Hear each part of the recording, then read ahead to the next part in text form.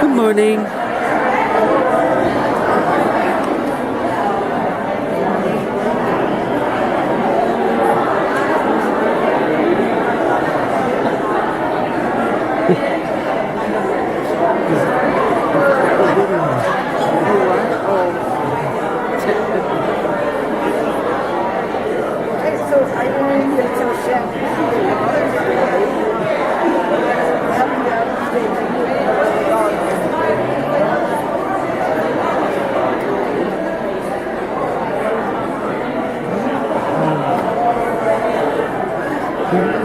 Prayer request. Prayer request. Yep. Thank you, dear. That's all right. My voice is good.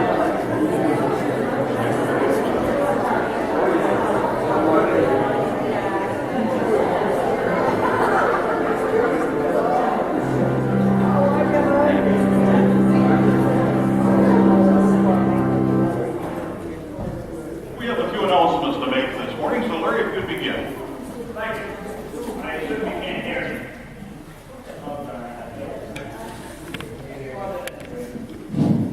It works too. First announcement is on behalf of the Men's Club. As you all know, on the 9th of July, we're going to be having the Country Western Barbecue here. For some of you that have asked, oh, I don't like country music, well, don't worry about it, because you're going to have 50s and 60s music along with it too. Also, if you just want to pick up the dinner, that's available for you to do also, okay? But we need to get the tickets sold, and we really like to get it done today so that we can make our plans. And that's the week that Robin will be here, and it'd be great to have a good turnout for an activity for that one. Second of all, I've been directed to mention to you the lanyards. They're out in the narthex with your new name tags. I think they're $5. Please go get one. Then she'll know the cast of characters. Thank you.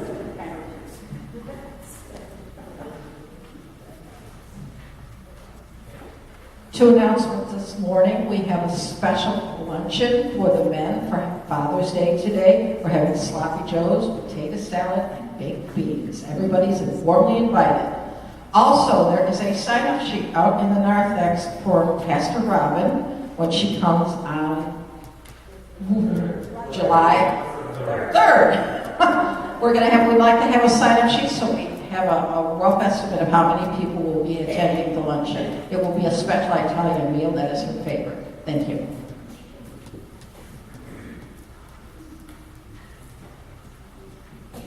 Good morning. Today and next Sunday also, we will be taking a special offering for the victims and families of the shooting in Orlando.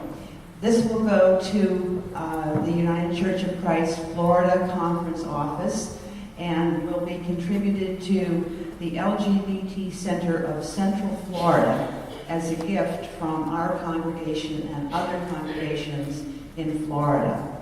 So if you would like to contribute, please grab one of the envelopes that's in the pew in front of you.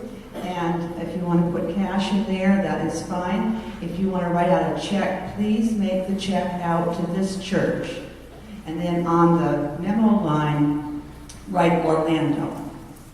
Okay, thank you. Oh, and also, I was in Orlando on Tuesday as part of a clergy gathering in support of what had happened. And I picked up the conference annual meeting report, and there is a picture of our summer program in there. So take a look at it sometime. Thank you.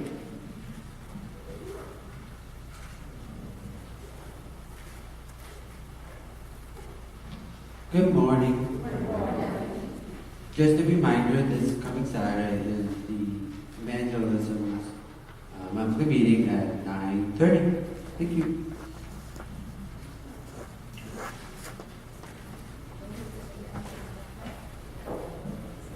Good morning, everybody. This is just to tell you that Mary Martin's celebration of life will be tomorrow at 4 p.m. at Brewers and Sons Funeral Home on Route 19, on Highway 19, just around by Guido, I think, somewhere in there. So everybody's invited. 4 o'clock, Monday at 4 p.m. Like another announcement that I want to make, that today is a special day for a young man in our church. It's his birthday, and he is our sound system expert, Ryan. Happy birthday.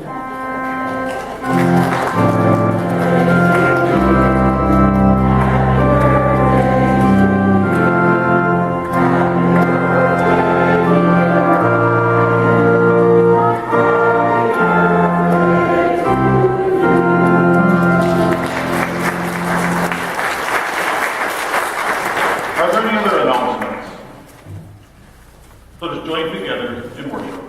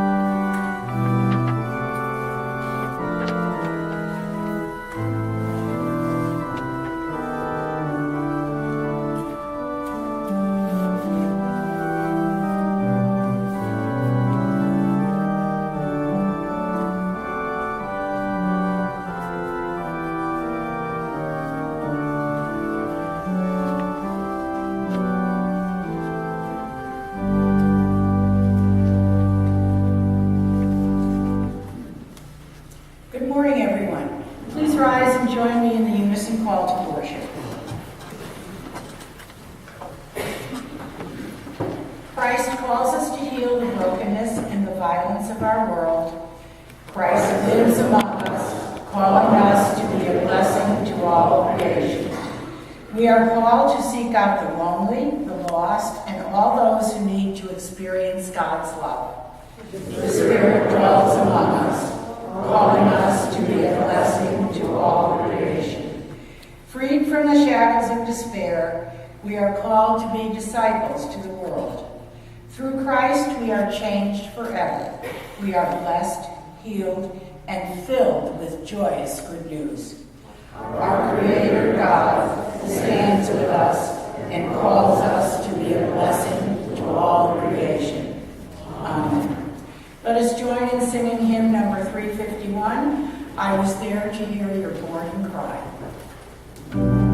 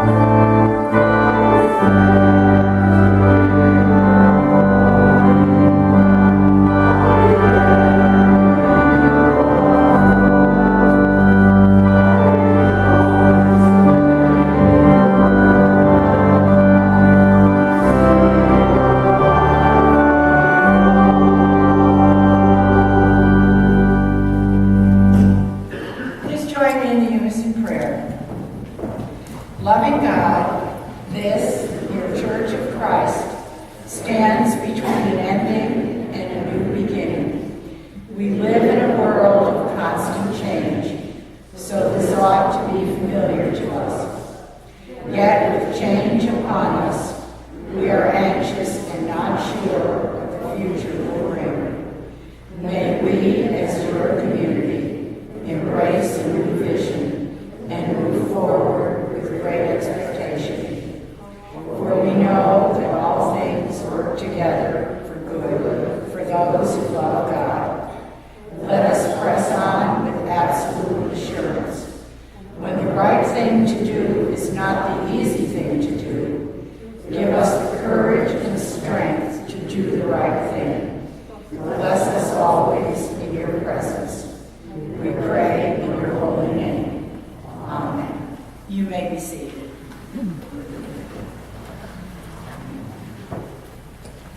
The gospel lesson this morning is from Luke chapter 8, verses 26 to 39. This follows the passage where Jesus and his disciples are in a boat on the Sea of Galilee, and a sudden storm comes up, and everyone becomes afraid, and Jesus calms the waters. It is called Jesus Heals the Gerasene Demoniac. Then they, meaning Jesus and his disciples, arrived at the country of the Gerasenes, which is opposite Galilee. As he stepped out on the land, a man of the city who had demons in him met him. For a long time he had worn no clothes, and he did not live in a house, but in the tombs. When he saw Jesus, he fell down before him and shouted at the top of his voice, "What have you to do with me, Jesus, Son of the Most High God? I beg you, do not torment me." For Jesus had commanded the unclean spirit to come out of the man. For many times it had seized him. He was kept under guard and bound with chains and shackles, but he would break the bonds and be driven by the demon into the wilds. Jesus then asked him, "What is your name?" He said, "Legion," for many demons had entered him. They begged him not to order them to go back into the abyss. Now, there on the hillside, a large herd of swine was feeding, and the demons begged Jesus to let them enter these. So he gave them permission. Then the demons came out of the man and entered the swine, and the herd rushed down the steep bank into the lake and was drowned. When the swineherd saw what had happened, they ran off and told it in the city and in the country. Then people came out to see what had happened.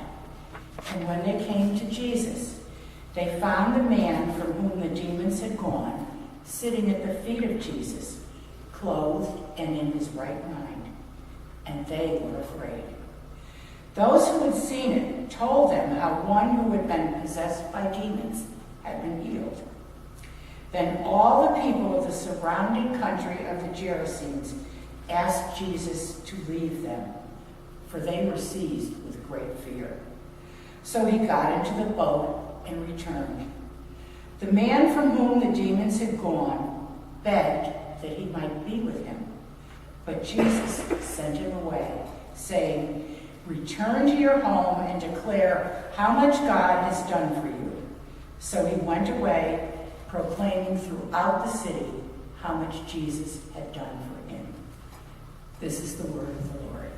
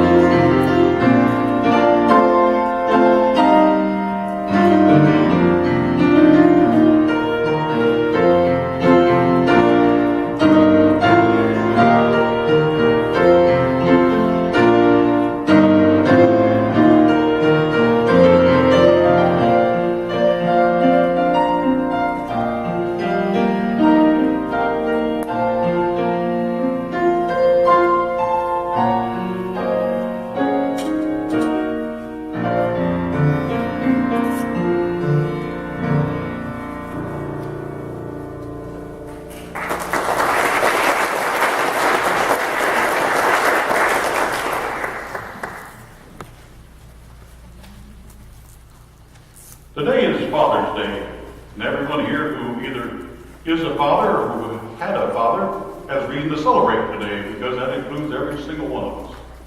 I'd like to share this with you. What makes a dad? God took the strength of a mountain, the majesty of a tree, the warmth of a summer sun, the quiet of a quiet sea, the generous soul of nature, the comforting arm of night, the wisdom of the ages, and the power of the eagle's flight, the joy of a morning in spring, the faith of a mustard seed, the patience of eternity, the depth of a family need. Then God combined all these qualities, and when there was nothing more to add, God knew this masterpiece was complete. And so, God called it Dad. That's kind of a hallmark, sort of a celebration of Father's Day. But the very fact is that not every one of us who's been a father is a hallmark kind of a father every moment of every day. It's a tough, tough job. I'd like to share with you a little story that happened in my family one time. We were on our way to Maine on family vacation. We stopped in Montpelier, Vermont. We rented a room there for that night, and we were sitting down in the restaurant waiting for dinner, looking over our menus, and my daughter, who was then 15, says, "Dad, isn't Montpelier the capital of Vermont?" I said, No, I think it's Barrie." "Well," she said, "that building right there looks an awful lot like the Capitol building." I said, "Nah, it's a library or something." Well, about then the waitress came by, and my daughter said to the waitress, "Ma'am, where's the Capitol of Vermont?" She said, "Well, honey, you're sitting in it. As a matter of fact, that building over there is a Capitol building." And Deb said, "You mean the one that looks like a library?" "Yeah, it kind of does, doesn't it?" Well, I don't know why I did this. I have no explanation for this in the world. But when the waitress was well out of earshot, I said to Deb, "Oh, Deb, who are you going to believe? Some waitress or your dad?" And my daughter is the only person on this planet that can really put me in my place. She says, "Well, Dad, I guess I'll go with a waitress from Montpelier, Vermont." We don't always get it right. It's the greatest trust that's ever been placed on any one of us, is to be a parent. It's well worth celebrating. It's well worth thanking God for that opportunity. And so in keeping with that, children. We have some children this morning. Come on up, children.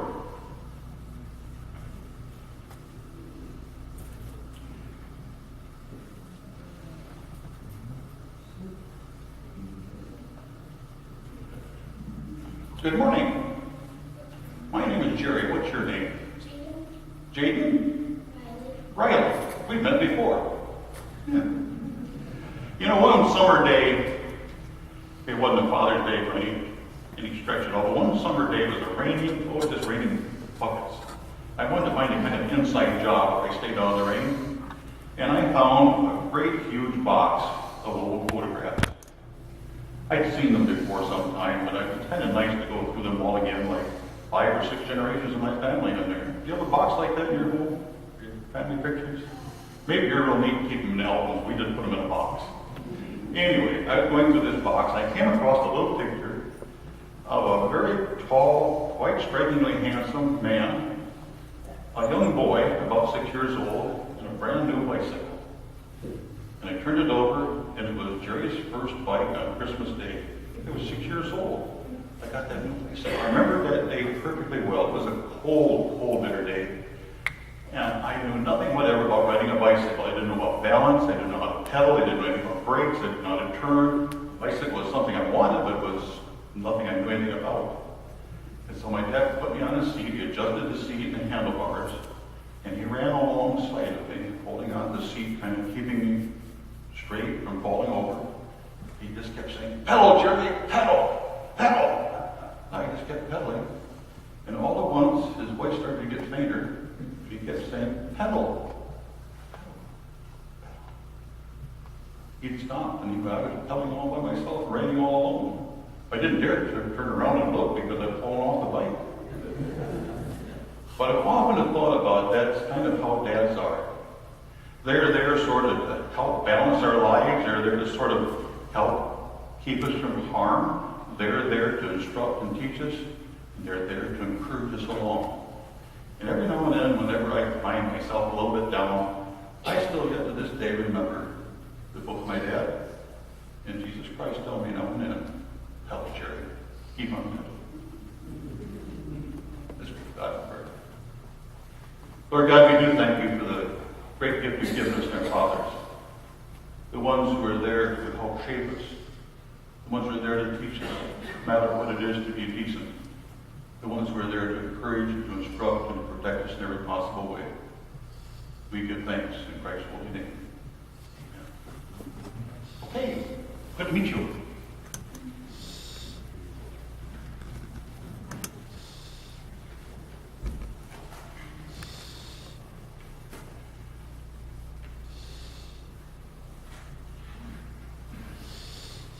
One of the real attractions to this church for me is the fact that this is clearly a praying church. I've heard Pastor Patricia mention it many times.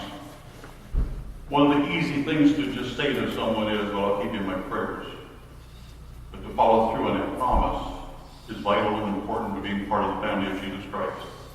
And so at this time, I would invite our ushers that they might bring forward any kind of person or prayer or special attention that you'd like to draw to the Lord.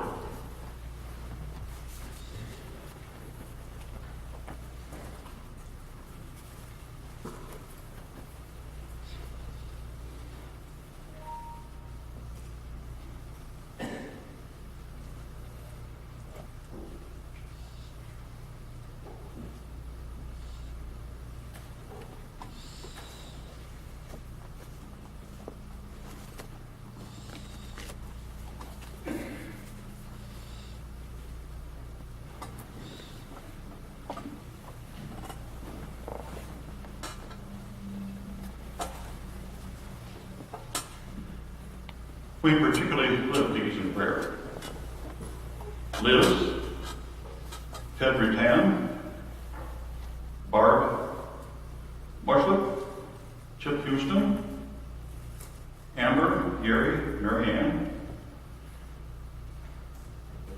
Dottie Brooks, Patty Prince, Dawn, Trish Phillips for upcoming surgery, Brittany Galpus, Connie Slayton, Anthony's friend, Shannon, his family, and his family members, Bernice, Clara Van Horn, Cindy Van Horn, Ruth Dennis, Jenny Kozarek, and Brandon Dasbrough. Healing for Orlando's tragedies. Protection for Isabella, Rich and Gladys Graham, daughter, as she's flying today to Europe. Beverly Awful for healing and comfort. Kathy Donaldson, James Ferris-Sheen, Joe Vera, Annie and Caesar, Arthur O'Malley, Humankind, Grace Weisler for healing, Hazel McElroy for healing, Stephen Hilbert, Stephen Phillips, Donna Allen, and Patty D, Mary Ann Artari, Ray Allen, Gail and Cora Calabro, Patty D, from Patty D, I'm sorry, Andrew McGill for upcoming surgery. Let us enter into a quiet spirit of prayer.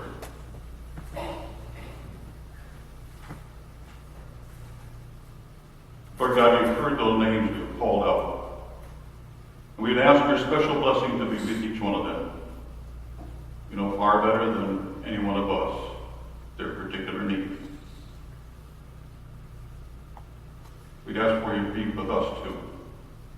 In a kind of unselfish way, be there as a guide and protector in every possible kind of way. At times we overthink the mundane.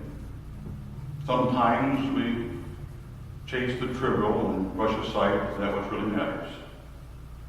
We speak perhaps when we should be listening. We celebrate our individuality, but we shy away sometimes from the inclusivity of all creation. Forgive us when we petition for your grace and your goodness, and yet we try to hold fast yet to worry. Help us to fully understand that we cannot simultaneously